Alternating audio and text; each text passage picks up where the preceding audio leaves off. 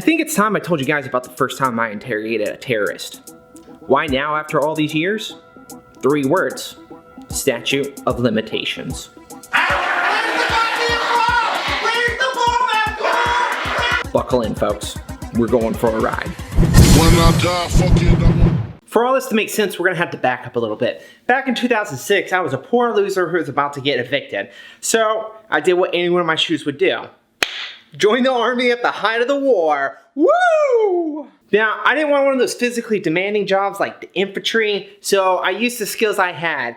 Looking smart, charming, deceitful. I got the perfect job, interrogator. I assumed it would be a cushy job, and my assumption was right.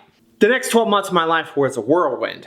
I went to basic, snuck a camera in there. Then I went to AIT, snuck a camera in there. And then I also went to airborne school. I had to sneak a camera in there. Next thing I know, I'm in Bamberg, Germany, assigned to the 173rd Airborne, getting ready to deploy to Afghanistan.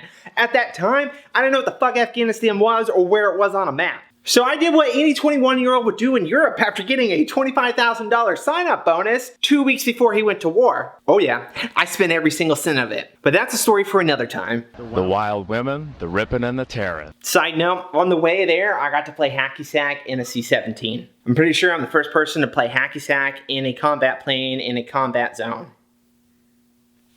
I was a little bit worried because the unit had already been deployed for 7 months at that point, and I was the FNG joining in. They treated me nicely, kind of.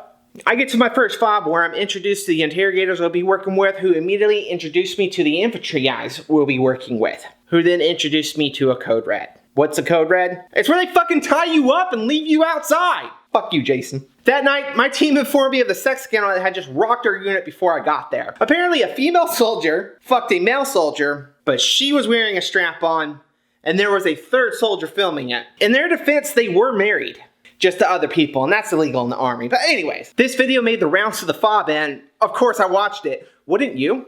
Not only did I watch porn with my team on the first day I got there, we all got drunk. How did we get drunk in a country where alcohol is illegal? Simple. One of the guys made wine out of pear. In the office. Again, this is all day 1. Your tax dollars hard at work, ladies and gentlemen. A few days later, some dirt farmers decided that they would shoot rockets at our fob. The infantry guys that tied me up, they were now tying them up and bringing them back to the fob. My heart was pumping so hard and so fast, I just spent the last year of my life learning how to interrogate terrorists, and here's my chance to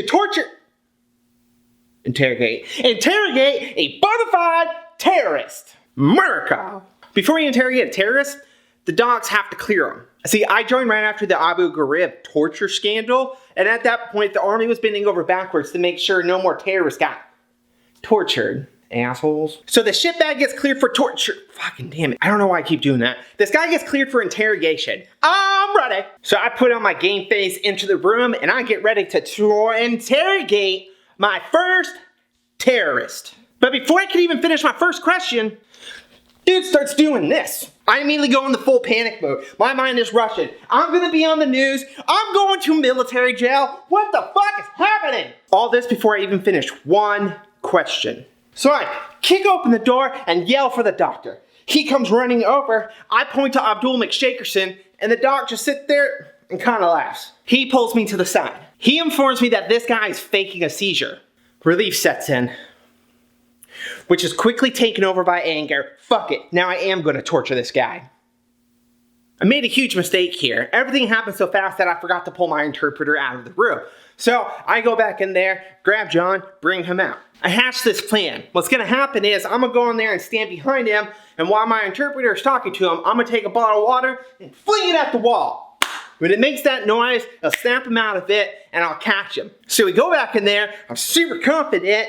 My interpreter sits down, starts talking to him. I walk behind him slowly so he can feel my presence. I take the water bottle, bam! Bam! He sits up, he looks at me, he doesn't know what's going on. We make eye contact. He knows I know he's faking it. What does he do? He starts faking it again! I have never been more pissed in my entire life. I caught him in the act. Why is he still doing this? There's nothing left I could do. He wasn't gonna talk. So we put him back in the cell and we waited for NDS to come pick him up. I can't say for certain what happened to him, but I'm pretty sure they executed him. And that, my friends, is the story of the first time I interrogated a bona fide terrorist. Yeah, sorry about the clickbait at the start. Never actually tortured anyone. Thanks for the view, though. Don't forget to like and subscribe.